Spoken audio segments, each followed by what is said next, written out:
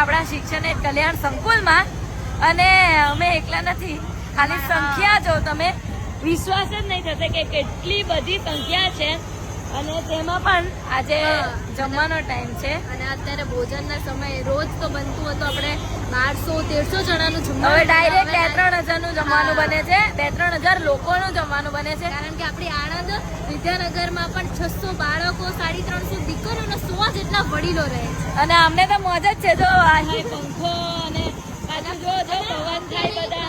તમને પાછળ બેકગ્રાઉન્ડમાં કદાચ અવાજ આવતો હશે. અત્યારે લાઈટ નથી પણ આપણા સંકુલમાં ખબર છે કે જનરેટરની સુવિધા છે, એટલે બાળકોને કોઈ પણ તકલીફ ના પડે તેવી બધી સુવિધા છે, જમવાનું, રહેવાનું, ભણવાનું.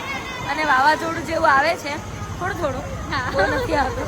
એનું બતાવી દો આપણને, કારણ કે આપણી દીકરીઓ અત્યારે ફૂલ મોજ અને શેડ છે એટલે ચોમાસામાં પણ કઈ બી વાંધો નહીં આવે. તો ચાલો એ રીતે મેનુ બતાવી દઉં. તો આપણી મેગી છે એટલે આપણી કૃષ્ણા અને વેચે છે રોટલી, જો કે ઓલમોસ્ટ પતવા આવી છે. અને છે શીરો, બદામ પછી કિશમિશ પણ છે અને મારા ફેવરેટ છે રાઈસ અને દાળ છે. આયુષીનો વિડીયો જોયો હતો કે નાસ્તામાં પણ એને દાળ ભાત ભાવે. એમ કહેવાય ને. અને એક વાત, અહીં ગુજરાતના અલગ અલગ જિલ્લાઓમાંથી બાળકો આવે છે, જોઈ શકો છો.